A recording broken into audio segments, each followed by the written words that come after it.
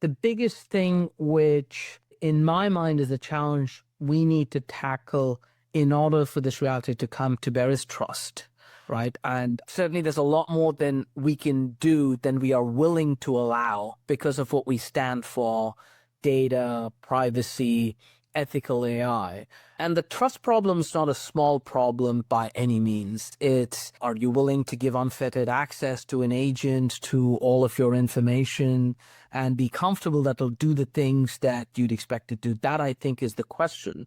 And so I think we'll have a workplace where each of us will have a suite of agents working with us, which are empowered to do a set of things. But the ecosystem of trust around that and the apparatus to reinforce and manage that trust and visibility, I think, will be critical.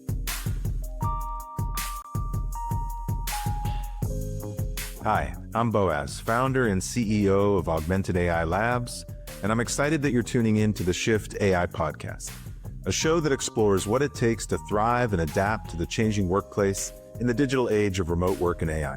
In today's episode, I'm thrilled to have Shri Santhanam as our guest. As EVP and GM at Experian, Shri brings a unique perspective on how one of the world's largest data companies is implementing AI at scale. From his early days at Stanford to his work at Autodesk, Shri has consistently been at the forefront of bringing Silicon Valley-style innovation to large enterprise. If you're interested in how major financial institutions are implementing AI and the evolution of trusted AI agents, you're not going to want to miss this episode. We also want to send out a special thank you to Augmented AI Labs for sponsoring this episode. This is going to be a great show, and we're super excited to talk to Shri today and learn more about the groundbreaking work happening in Experian. Let's get to it. All right, Shri, it is great to have you on the Shift AI podcast. I'm really excited to talk with you today. Thank you very much for having me, Boaz. Yeah, so I always like to start a little bit and just talk about your past so I can get folks, give them some context. Now, you're a Stanford engineer, and you worked at Autodesk, which I thought was really interesting. And I spent a certain part of my career in the architecture space, and so dealt with a lot of Autodesk products. And I noticed that you'd spent a while there. And then you've been a consultant over the years, also kind of senior partner and co-founder, actually, of, is it OW Labs or OW Labs? Oliver Wyman Labs, yes, OW Oliver Labs. Wyman Labs, yeah. And now you're the EVP and GM at Experian, and you're dealing a lot with AI. And I really am very, very interested, especially with enterprises as large as Experian, to understand how AI fits into the picture. Did I miss anything along the way? I know that there's some work that you've been doing with lots of startups, and you've been an advisor and involved kind of in that ecosystem. Is there anything else that you want to add? No, you've covered it well.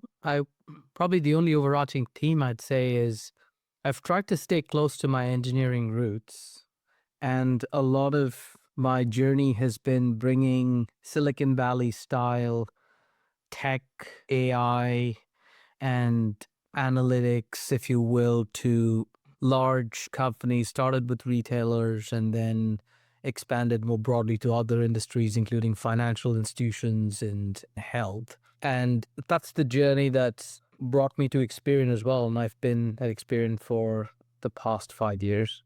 Wow. So when you started at Experian, the AI revolution really hadn't come on board. I know you guys were probably using machine learning for a lot of stuff, but that must have been an interesting phenomenon and having to deal with that and shift gears. So can you talk a little bit about that? I want to get into exactly what Experian is doing with AI, but being there before and after, how have things changed inside the company? Well, I want to pick up on a point you made earlier, which is Experian has been quite familiar with AI in the broadest sense. And so if you think about machine learning, pattern recognition, Experian for decades has been stewards of one of the most valuable consumer data sets on the planet. And so an important part of activating that data, getting impact from that data, is to use AI, machine learning in activating that data for large financial institutions lending. So prior to even my joining, we've had a deep heritage of building machine learning models for underwriting, response models. Historically, underwriting in the US was done with fairly simple rule-based methods. And when machine learning came in, trust explainability was paramount given FCRA laws. And so we have done pioneering work in that space to enable machine learning to be used in that. And then when the ChatGPT meteor hit Earth, we saw it as a tremendous opportunity to further accelerate the impact of our data towards our mission, helping businesses and consumers in financial inclusion.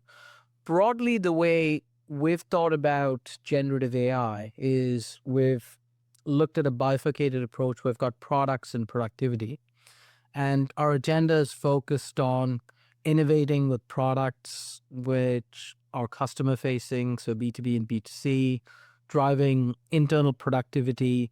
But then also early in the journey, we realized that impact and value comes in investing in production and taking this to scale. So we invested in building a platform and actually solving and addressing head on the important issues of trust, governance, and set up in the early days in AI Risk Council. So we've had products, productivity, platforms, and really the journey that we've gone on has been accelerating in all of those sort of areas. Yeah, that makes sense. Well, let's take a step back too. I mean, Experian is such a household name, but I think there's a lot of people in the audience that don't know exactly all the kinds of things that you do. So maybe take a step back and then we'll kind of dive back into the AI side of things. So like fundamentally, what kind of value are you providing both on the consumer side and then in the big financial institutions? Yeah, it's a great question. Historically, Experian has been most well known as a credit bureau. What we have gone on a journey in the last 10, 15 years to really evolve from just being a traditional credit bureau to much more of a consumer focused company and a data backed platform company. And that has had a few implications. First, we've made very significant investments in technology to further our mission. And the core of our mission still being driving financial inclusion, using the power of data to help both businesses and consumers make better financial decisions across. That's the core of our mission. And so as we've gone on this journey, we have invested significantly in technology. One of the industry leading products and suite of capabilities we have is the Ascend technology platform, which is a data-backed technology platform delivering a number of our products and services. On the consumer side, we have a direct relationship with close to 100 million consumers where we provide membership services, credit monitoring, and identity protection, as well as we have a marketplace where we offer financial services products which consumers can take advantage of, like personal loans and credit cards. And increasingly, we're broadening the suite of products there. So really, it's to help get better financial outcomes for consumers and businesses. And as part of this entire mission, we've been innovating. We've been innovating with products on the consumer side. And one of our headliner products, which we've launched there on the business side, is the Experian Assistant, which is a generative AI powered product to help businesses understand our data and carry out analytics better. And innovation in these fronts has been a key part of what we see needing to fulfill our mission of financial inclusion. And now, before we dive deeper, I want to take a quick moment and tell you a little bit about one of our podcast partners. As a listener of this show, I know you're trying to stay on top of all things AI and tech, which is why you have to check out the amazing GeekWire podcast, produced by GeekWire and hosted by Todd Bishop. It's a treasure of insights featuring industry leaders and the latest tech trends that are shaping our world. It's the perfect companion podcast to Shift AI.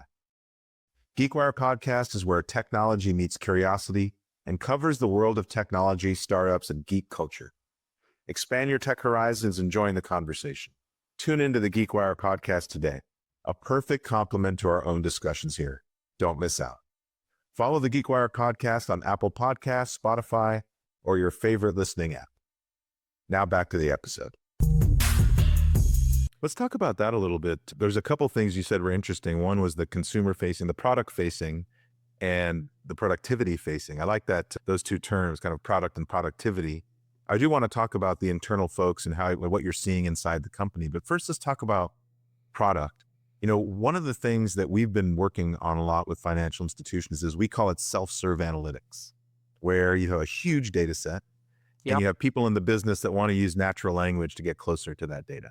So you guys have assistants that allow you to do that, and you're massive. I mean, one of the biggest data sets in the world. And so are you finding that financial customers are just getting closer and making better decisions because they don't have to have an in-between when it comes to going through these structured data sets?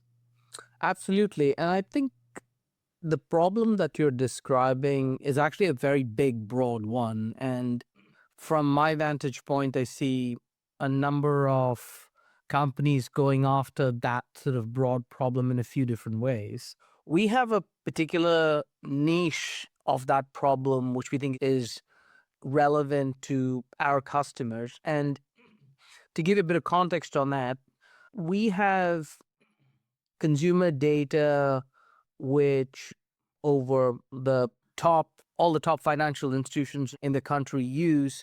And there's increasingly a long tail of mid to smaller sized financial institutions are also starting to get more analytically savvy with the digital revolution that we're seeing. As they're doing this, one of the big challenges, though, is trade file data, credit data is complex and needs to be quite carefully used. It's regulated. And so you might build an underwriting model and inadvertently use a set of attributes which you shouldn't. So it requires very detailed, precise knowledge. It also requires an understanding of how to filter and identify data that's needed for a specific purpose. So, for instance, if I'm trying to identify all of the student loans that fall in a particular region category, it requires some nuances of understanding how to query the data, what to watch out for. Historically, the way we've tackled this is obviously through documentation or having people ask us questions. But what we've found is when we wanted to see if we could provide access to almost a 24/7 access to the best experts in our business to answer this question. And we created the Experian Assistant with the aspiration of being able to do that.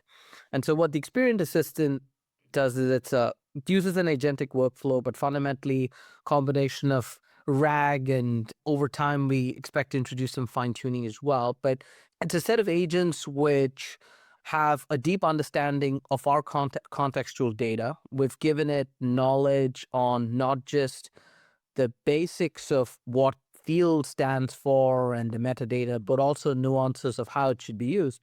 And so you can have a conversation with it on the fly. One of the products which a lot of our clients use is the Ascend Sandbox. And so if I'm in the Ascend Sandbox right then my portal while I'm a data scientist and I'm querying it, I can ask the assistant questions and say, what is this attribute? Can I use it and answers questions, right?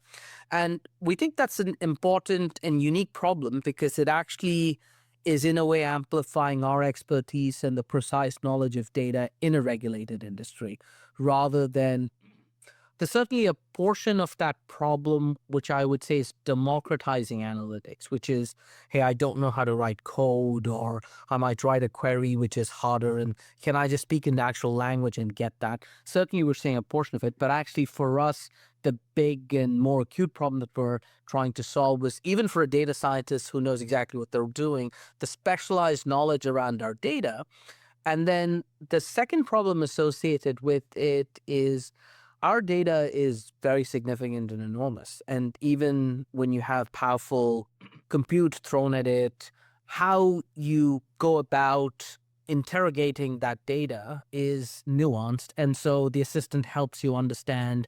I might inadvertently, to get a particular insight, like end up joining or combining data sets from tables which are like expansive or have petabytes of data. That information might be available in a simpler way, or I could structure a query in a simpler way. And we often see this, right, where clients will come to us and say, oh, I didn't know I could get that information in an easier way, and so expert on our site got that. And so that's part of the problem which we're solving with the Experian Assistant. And we're finding it's fascinating. When we started, we had a hypothesis. And the simple hypothesis was we get a few thousand questions a week. Can we actually make the lives of the people answering the questions easier by providing them with an assistant? And then when we gave them that, we found, oh, well, it actually seems to be working. So can we not expose it directly to our clients? But of course, that requires a much higher standard of regulatory sign off, data privacy scrutiny. So it took us, the hard part was getting it to meet those standards and address the questions that are important when you expose it directly. But we did those, and we're very, very pleased with the traction and the engagement we're seeing around that. Yeah, it's amazing. It's interesting to think about agentic workflows that are actually helping keep the costs down. When you have a data set as large as yours, there's probably a bunch of agents that are just making sure that it's putting together the right data sets. Otherwise, you could have compute spinning. I'm sure the costs could get enormous if you get that wrong. And so that's really interesting to think about too, is there's a bunch of different agents and AI that is just working on being more efficient. Indeed, yeah, and it's early days, and our initial versions had more of a monolithic view of the agent, but we've since evolved it to be much more of a modular agentic workflow. And we found it has a few advantages, as I think you're insinuating. One, we found that our engineering and technical teams could almost like work in parallel unison faster in solving some of these agents because it's much more defined, and it's a defined set of problems which can be tested. For instance, we have a data tutor and make sure that the data tutor can answer questions about these things. We also defined a concept called a set of skills. And so what we found was it was an interesting insight because when, as with grassroots innovation, as with these things, we found initially some of the hypothesis our innovators came back and said is, hey, we have the OpenAI API, and when I ask it questions related to our data, it seems to sound like it's answering, it's giving me answers which are sensible. So maybe I give it the right information, and then it'll get them precisely right. Turns out that's a very hard problem to solve. And if you actually approach it that way, because there's always corner cases, there are always things which, particularly in a regulated environment, you're not comfortable with. And so actually then we decided and took a different approach. We actually said, we're going to use a commercial API, but we're actually going to start with a very restrictive overall guardrail. And we're going to say, don't answer any question unless that it specifically relates to this one skill which we train you on, which is like the data tutor. And then we started running eval and getting it to answer questions about that. And then we found that that approach of high precision, narrow broadening out versus sort of like start with huge breadth and try to get depth in a broad set of areas was much more productive. And that way we found that our risk councils as well were much more comfortable. We were also much more comfortable in releasing and scaling these products. Before we go further with the interview, I want to tell you about one of our podcast sponsors, Augmented AI Labs, and how they're transforming businesses through intelligent AI solutions. Augmented AI Labs specializes in helping organizations unlock their potential with Gen AI, starting with your most valuable asset, your business knowledge. Their comprehensive process begins by identifying critical workflow challenges and knowledge needs, then building custom solutions that make your company's expertise instantly accessible. The Augmented AI Labs team combines fine-tuning and retrieval methods to ensure your AI solutions truly understand your business context. They thoroughly test and validate each solution, ensuring it delivers measurable value before creating a detailed technical blueprint for deployment. The real beauty of partnering with Augmented AI Labs is that they don't just stop at strategy. They build, deploy, and manage these solutions for you, continuously improving your knowledge systems while you focus on what you do best. If you're ready to transform how your organization leverages AI and knowledge, visit augmentedAIlabs.com and click on the Contact Us button. That's augmentedAIlabs.com. Now back to the episode. Yeah, that's fascinating. Let's shift gears and talk internally. I'm at a company your size, thinking about how employees are taking on AI and using it to be more productive is interesting to me. So can we we talk a little bit about that. What are you seeing? What kind of feedback are you getting from folks that work with you? And is it really changing the way that people are working within the organization? I think it's already having a significant impact, but I'd say we're still in the beginning of what these things can do. The more common areas which we're seeing in the industry are areas we started with, and we're actually seeing value at scale. So areas like customer service and engineering. And with our engineering teams, we've deployed Gen AI at scale and we're seeing good results. What we're finding with our engineers is in the early days, it was focused largely on controlled areas of which they were comfortable that would be repeatable. Like, hey, I've written 3 unit tests. Can the co-pilot go and write the fourth, fifth, sixth, seventh unit test for me? I'm creating a module of code to build this component. Can this agent build a similar component? But what we're now seeing is there's more trust and confidence being built. And so the use case on that is expand. And so we're seeing that sort of expanding across the SDLC, and that's encouraging.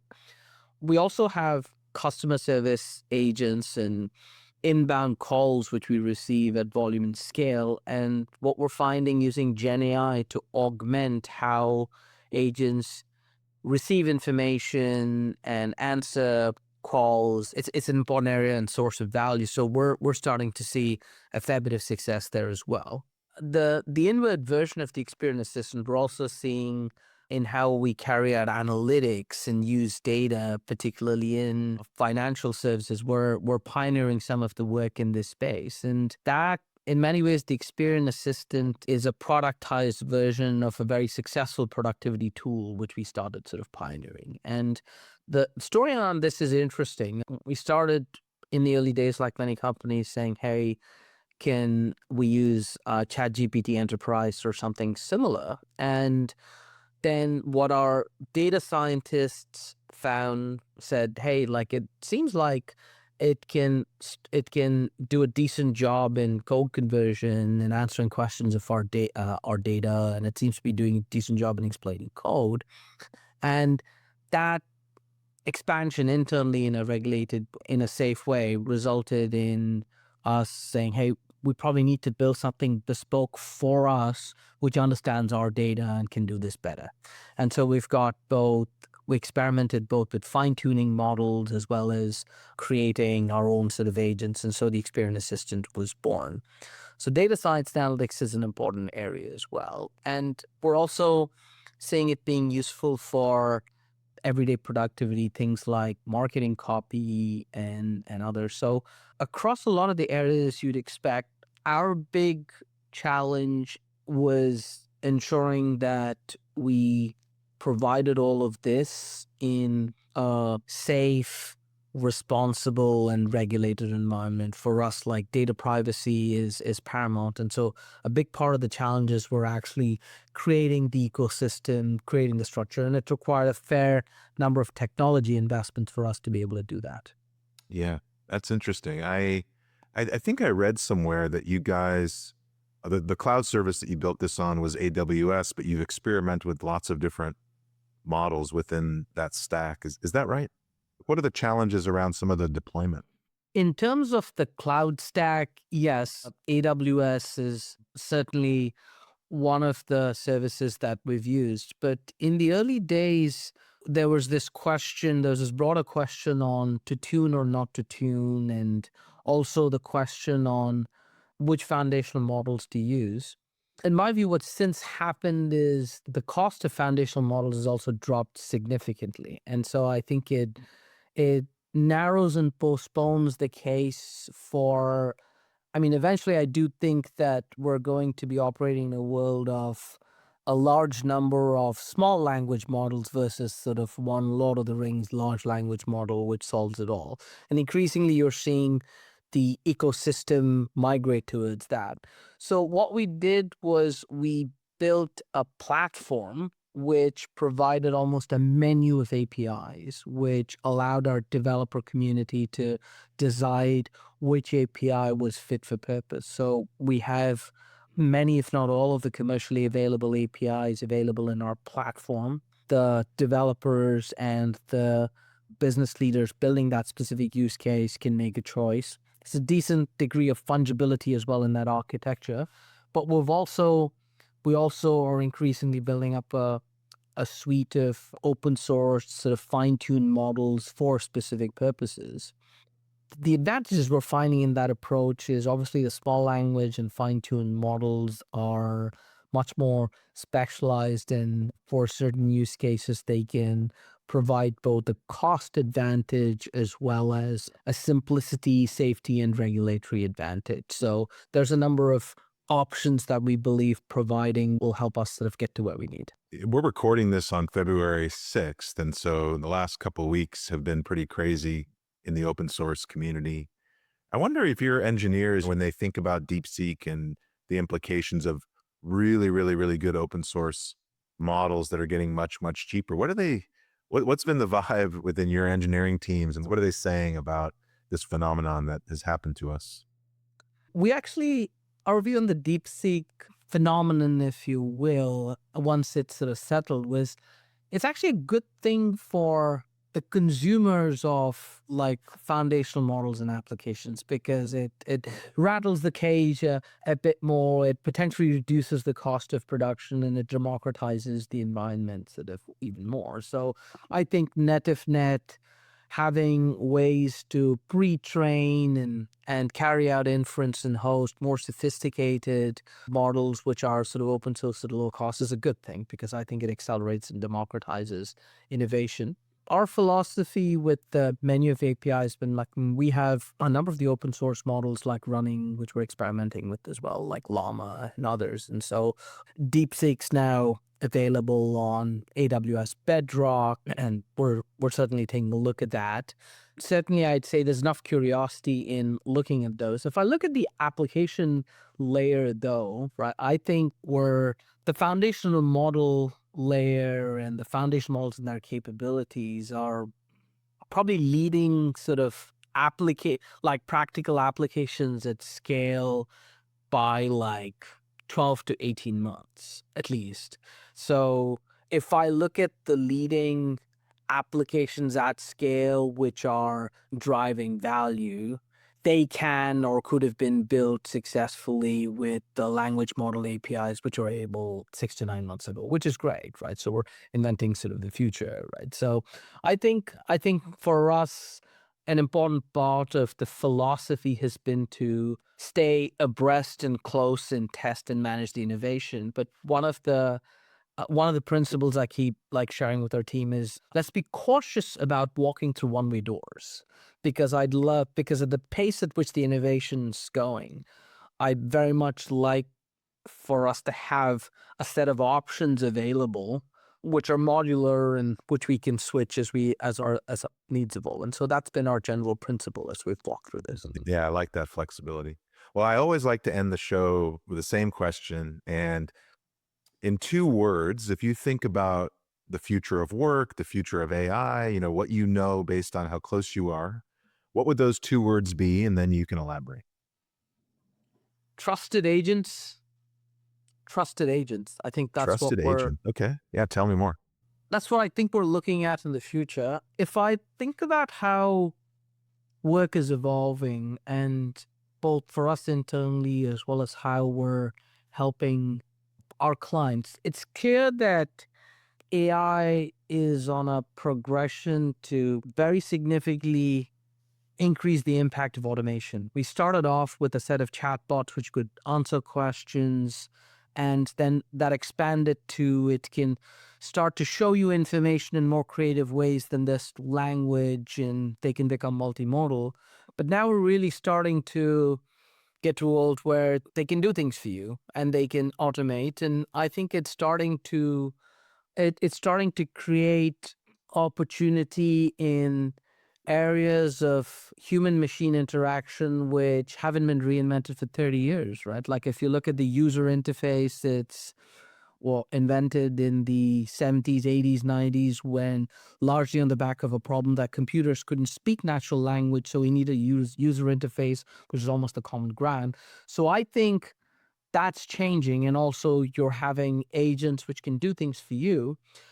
But the biggest thing which in my mind is the challenge we need to tackle in order for this reality to come to bear is trust, right? And I am like, certainly there's a lot more than we can do than we are willing to allow because of what we stand for: data, privacy, ethical AI. And the trust problem is not a small problem by any means. Are you willing to give unfettered access to an agent to all of your information and be comfortable that it'll do the things that you'd expect to do? That, I think, is the question. And so I think we'll have a workplace where each of us will have an agent, or if you will, and a suite of agents working with us which are empowered to do a set of things. But the ecosystem of trust around that and the apparatus to reinforce and manage that trust and visibility, I think, will be critical. I'm glad you brought that up because I think that is really one of the fundamental points to make. And I know that you remember the day where people felt a little nervous about using their credit card on the internet. And I know now even friends that I have that are deep in AI aren't ready yet to give an agent their credit card, but that's going to change. And I think, you're at the forefront of thinking about how to make sure that our credit stays good and that, that their trust is part of that process. And so I really think that's interesting. And I really, really appreciate you being on the Shift AI podcast today. I'm excited to see how all of this plays out. As am I. Well, thank you for having me, Boaz, and appreciate the time. All right. Thanks, Shri. Well, that's a wrap. Thanks for tuning in. Such a pleasure to have Shri as our guest on today's episode. His insights into Experian's AI journey, from developing the Experian Assistant to implementing productivity tools across the enterprise, gives us a fascinating look at how large organizations are adapting to the AI revolution. From the challenges of implementing AI in a regulated environment to the vision of trusted agents transforming the workplace, we've seen how AI is revolutionizing the financial services sector. If you want to learn more about Experian's innovative work in AI and financial technology, you can follow Shri on LinkedIn and be sure to stay tuned for Experian's upcoming projects. I continue to be amazed by the guests we've had on the show, and I'm excited about the ones joining us in the near future. I truly appreciate you spending your time with us. Thank you for listening to this episode, and don't forget to subscribe to the Shift AI podcast for more exciting interviews, and to the Augmented Edge newsletter for updates on how AI can help you scale your business. The Shift AI podcast is syndicated by GeekWire, and we're grateful to have the show sponsored by Augmented AI Labs. Our theme music was created by Dave Angel.